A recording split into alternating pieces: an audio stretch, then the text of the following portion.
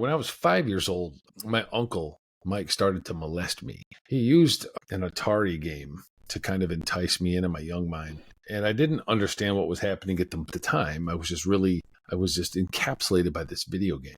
And as I progressed throughout the molestation, I start to realize like, this is not something right. This is not what I want. We would go to my grandmother's house as a family. I come from a single mother home, me, my brother, and my mother. And we would go to grandma's house, and that's where my uncle lived. And he molested all of us, it turned out later on. I mean, he got my brother, he got all my cousins. The disturbing part is that this was known. When I was 5 years old, this was known. And my grandparents basically swept it under the rug. And then my mother continued to take us there. And it didn't come out until I was 7, I believe, or 10, when I got convicted of my first felony. It came out. And looking back now, I realized that in my young mind, when I would get arrested and get into trouble, all the men that were abusing me went away, because it wasn't just my uncle. Once that took place, it was almost like there was a green light to just molest the hell out of me. And so my mother's boyfriend, a couple family friends, and this was on a weekly basis that I was just getting touched by all these dudes. And the threats from these predators are always there. You know, if you say anything, I'll have to hurt you. I'll have to hurt your mom. I'll have to hurt the family. And so you're scared into saying anything. And when I would get into trouble, they would go away. Obviously, these adults don't want to be around a kid that's on probation and getting into trouble. So I found this sanctuary and this solitude in getting into trouble. And that was starting a very bad path for me, because by the time I was 15 or 16, I had 9 or 10 felonies on my record. And the judge was, okay, I'm done with you. Obviously, I can't reach you. I'm going to bind you over to adult court. And so he did that. And the adult judge was, all right, well, I'm not even playing with you. I'm done with you. I'm going to send you right to prison, and sent me to prison for 2 years, 2 to 5. And that started a very bad path for me. I was from a small town, so I had never dealt with gangs or rapists or murderers or anything on that level. Then I'm thrust into this world that I was just completely unprepared for. And the first week I was there, I was raped by 2 men. They ran into the cell, had a knife to my neck, and it was a pretty brutal assault. I snapped at that point. Something inside of me broke as a young 16-year-old child facing the next 5 years in this hell that I would found myself in. And then this traumatic incident happening to me. I snapped and I stabbed the guy in the face. And that really started a bad trajectory, because all these other men saw this. The gangs saw this. They didn't see what they had done to me. They just saw me come out as this crazy white guy that ran across the hall and stabbed a dude in the face. And so the gangs came after me and were like, bro, we want to put you down. We see that you're about your business and we could use you in our ranks. And I got attracted to this sense of family that I hadn't had since I was 5 years old, and this brotherhood and unity that existed between these men. And so I fell into that very quickly. And one of the prerequisites for joining this gang was that you had to stab somebody. And so I found this powerful sense of security in stabbing people, which was weird now that I look back at it. But I knew that this was creating a persona for me that would keep me safe. If you knew that I would stab you for looking at me wrong, you won't look at me, and you surely won't victimize me. And then the problem was that I had this mask on for so long that I became the monster I was trying to protect myself from. I got so ingratiated into this culture. And when I was 21, they opened up the doors and were like, here, you're free. Here's $75 and 3 condoms. Best of luck to you.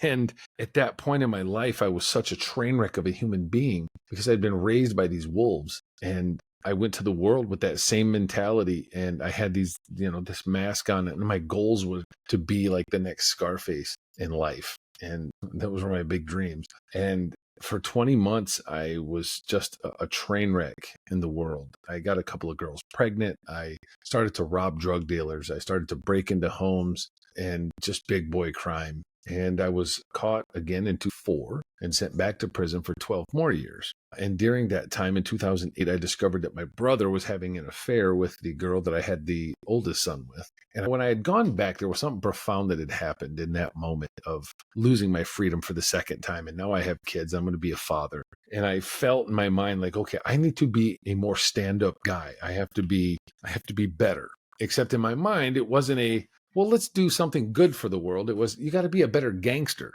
And so I started Mm-mm. reading all these books that I thought were self-help books, but they were just manipulation manuals, like The 48 Laws of Power and The Prince by Machiavelli and The Art of War. And these are books and works of literature that gangs use to train their foot soldiers on how to be better gangsters. And so this did nothing for me. So when I found out about my brother and my kid's mom, some kid had the unfortunate choice of robbing my cell.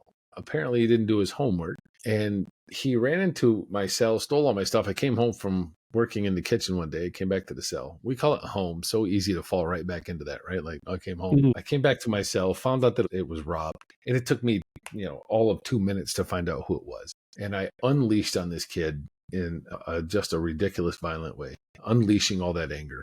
And I was taken to the hole. And as I'm in the hole, I'm washing blood and pepper spray off my face, and I hear this guy, "Hey, white boy, come talk to me." And I spazzed out. I'm like, every cuss word you could think of under the sun. Shut up. F you. Don't talk to me. You don't know who you're dealing with, man. I will kill you. Blah, blah, blah. And he wouldn't stop every day, a few times a day. "Hey, white boy, come on, man. Come talk to me, bro. Come on, man. Come on."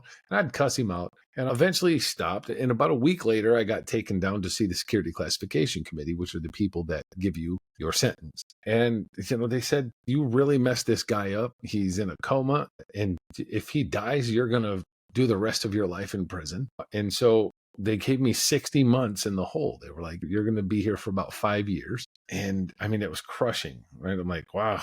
5 years in the hole. This is fun. I got to listen to this asshole calling over here all the time. So I go back to the cell, and as soon as I get in there, 5 minutes later, "Hey, white boy, what happened, man?" And so I guess out of loneliness, whatever, I just, "What, dude? What do you want to talk about?" And he said, "Why are you so angry?" And my first response, my reaction was like, what the hell kind of question is that? Because I'm in prison? My life sucks? You won't shut up? There's a lot of reasons why I'm angry. And he says, "No, man, that's why you're mad. And mad is a surface emotion. You're angry. Angry runs way deeper. It goes to your soul, and you are an angry young man." And there was something just really profound about that. And I was like, "Shut up, dude. You don't know me from a hole in the ground. Shut up." And I went back, then I started to work out in pace, and I just could not shake this question. Why am I so angry? Why? And that was such a profound moment for me, because I was like, I'm lost. I'm such a lost human being. I don't even know why I'm so angry at the world. And then it just hit me. Like, I have been a victim my whole life. That's why I'm angry. And so I went and I shared this with him. For the first time in my life, I decided to just be vulnerable and share. And this dude became my mentor, right? And he accepted that. And over the course of 19 months, he changed my life. He helped me to learn how to process emotion and learn how to be vulnerable, learn self-forgiveness and self-kindness, as well as empathy and forgiveness of others. And these things had such a profound impact on my mentality and my mindset that I just started to consume all of this wisdom and knowledge that's been passed down for years. The first book he sent over was Man's Search for Meaning by Viktor Frankl. And the sentence in that book that changed my life was, "Suffering ceases to be suffering the moment it has a meaning." And there was something so profound in that sentence. Like, my suffering has a purpose. I went through everything that I went through because now I'm able to see the end result of my life. I was put here on this planet to help people. I was put here. I had to endure all of that so that I could help other people learn how to overcome it. Because I've been dealing with abuse since I was 5 years old. I'm accustomed to it. It doesn't really hurt me anymore. It makes me angry because it's an unprocessed emotion, but it doesn't hurt me. And so when I learned how to process it, all of a sudden I've got this absolute freeing feeling in my life. Like, I feel fantastic. And then you double it down with a purpose. I know why I was put here. I have a meaning. I have a purpose. It's the most freeing thing in the world. And then from there, it's all about living that purpose.